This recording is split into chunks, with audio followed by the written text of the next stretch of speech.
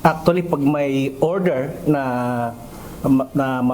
for feature, pupuntahan po ng kaap yan, ng mga inspector natin, at i-arrange natin ang lipad pabalik sa Pilipinas. Escorted ng mga kaap flight inspectors. Mahigpit pa ring binabantayan ng Civil Aviation Authority of the Philippines o CAAP ang lahat ng air assets ni Resign Ako Bicol Party List Representative Zaldico. Ayon kay CAAP Director General, Retired Lieutenant General Raul Del Rosario, ito ay kahit nasa ibang bansa na ang tatlo sa air assets ng dating kongresista. Paliwanag ni DG Del Rosario, maaari pa rin kumpiskahin ng CAAP ang mga ito oras na magkaroon na ng forfeiture order. Nakahold na rin ang deregistration ng mga ito, kaya hindi rin ito maaaring mabenta kahit ito ay nasa ibang bansa. Hindi na dere-register doon sa bansa na kung saan siya unang nirehistro. Alinsunod po yan sa International Civil Aviation Organization na isa lang ang nationality kumbaga ng isang eroplano. Hindi pwedeng dalawa. Bago niya Hindi pwedeng dual citizen. Yes, hindi pwedeng mai-register sa ibang bansa hanggang hindi dinede-register dito sa atin. Kaya hindi rin aalamin din yan ng Civil Aviation Authority ng Malaysia o Singapore, for example, kung na-de-register na bago i-allow nila na ma-register doon sa mga bansang yon. Kaya parang hindi pwedeng ibenta.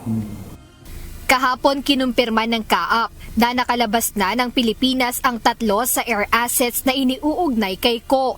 Batay sa kanilang monitoring, nasa Kota Kinabalu, Malaysia ang 2 Agusta Westland helicopter. Umalis ang mga ito ng bansa noong August 20 at September 11.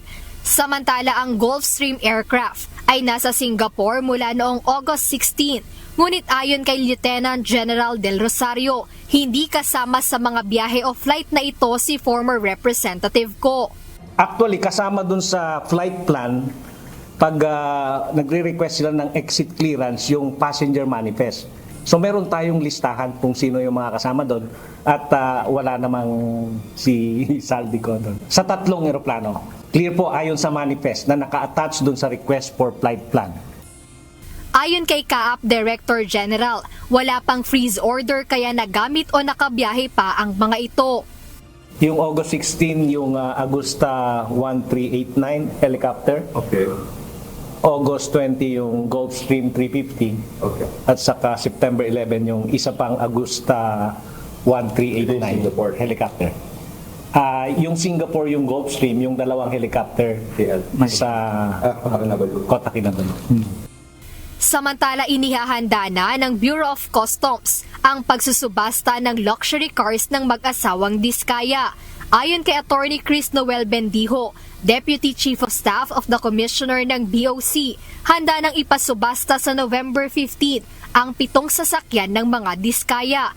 Paliwanag niya, ito ang mga sasakyang voluntaryong isinorender na ng mag-asawa at ang mga ito ang walang import entry at walang certificate of payment. Habang ang 6 naman ayon kay Attorney Bendijo ay dumaraan pa sa legal assessment ng BOC matapos magsumite ng possession papers ng mga Diskaya. As to the 6, they submitted a possession paper, and part of that possession paper they are offering parang a compromise penalty. No? That's being considered by the legal division already. Probably the decision will come out in 3 to 5 days. Ayon sa BOC, nasa 200 million pesos ang halaga ng 13 luxury cars ng mag-asawang si Curly at Sara Diskaya.